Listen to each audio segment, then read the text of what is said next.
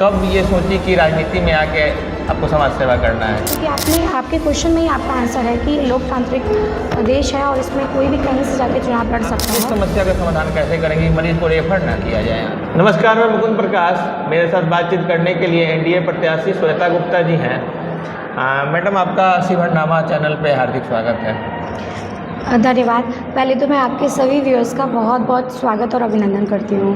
तो कब ये सोची कि राजनीति में आके आपको समाज सेवा करना है? डॉक्टर होने के नाते मैं हमेशा से समाज की सेवा करती रही हूँ, लेकिन मैं चाहती हूँ कि मैं लोगों के बीच में जाकर उनकी बेसिक प्रॉब्लम्स को समझूं और उसको दूर करने की कोशिश करूँ, इसलिए मैंने इस क्षेत्र में कदम रखा है।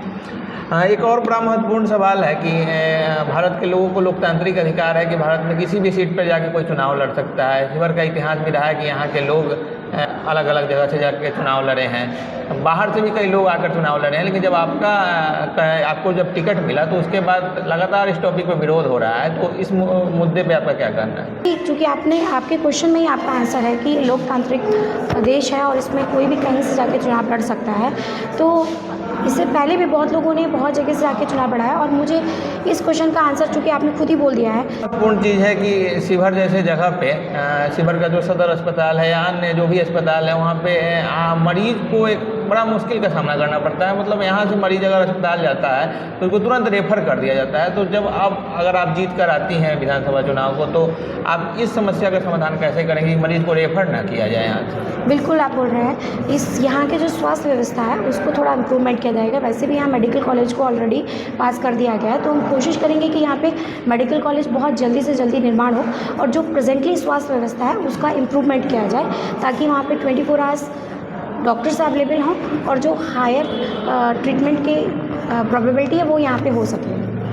शिवहर में स्नातक तक का तो पढ़ाई होता है। यहाँ डिग्री कॉलेज खोल दिया गया है और भी कई कॉलेज खुले हैं, लेकिन यहाँ पे स्नातकोत्तर मतलब स्नातक के बाद का पढ़ाई का कोई व्यवस्था नहीं है। इस दिशा में आप क्या प्रयास करें? जी, मेरा मानना है कि किसी भी क्षेत्र के विकास के लिए वहाँ का एजुकेशन सिस्टम बहुत काम करता है, अवेयरनेस सिस्टम बहुत काम करता है। तो हम लोग इस क्षेत्र में अधिक से अधिक कोशिश करेंगे कि हम लोग विधानसभा में जाकर इस बात को उठाएँ कि यहाँ के कॉलेजेस को इम्प्रूवमेंट किया जाए और अधिक से अधिक यहाँ के कॉलेजेस को बढ़ाएँ।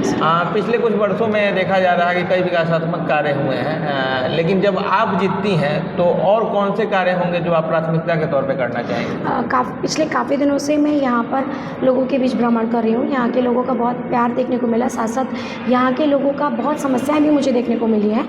जैसे कि यहाँ पर बहुत जगह पे सड़कों की समस्याएं हैं, उसके बगल में जो नाले हैं वो भी समस्या है। आपने सही बोला कि स्वास्थ्य को रिलेटेड भी यहाँ पर बहुत समस्या है।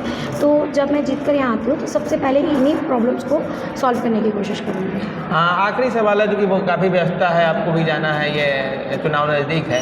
तो आखिरी सवाल ये है कि यहाँ पे शिवहर में कई स्थानीय समस्याएं हैं। इन सब के बीच में शिवहर के और ख़ासकर आप जिस दल से आती हैं उस दल से महिलाओं का खास आकर्षण है उस दल के प्रति। युवा भी काफ़ी मतलब देखते हैं, युवा भी इस दल से जुड़े हुए हैं। तो आप ज़िले के महिला और विशेषकर युवाओं को क्या संदेश देना चाहेंगे? मेरा मानना है कि देश की आधी आबादी 50% आबादी महिलाएं। जब तक महिलाओं का विकास, महिलाओं की शिक्षा, महिलाओं की आत्मनिर्भरता पूरी नहीं होगी, तब तक ना तो इस समाज, ना इस देश और ना ही इस जगह का विकास हो सकता है। तो ये ज़रूरी है कि महिलाओं के एजुकेशन को और उनकी आत्मनिर्भरता को बढ़ाया जाए। इसलिए हमारे माननीय प्रधानमंत्री जी और माननीय मुख्यमंत्री जी ने उनके विकास के लिए हमेशा कार्य किया है।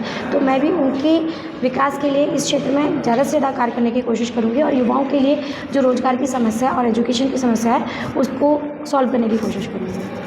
आपने इतना व्यस्ततम कार्यक्रम के बीच में शिवहरनामा को समय दिया, इसके लिए आपको बहुत बहुत धन्यवाद। Thank you.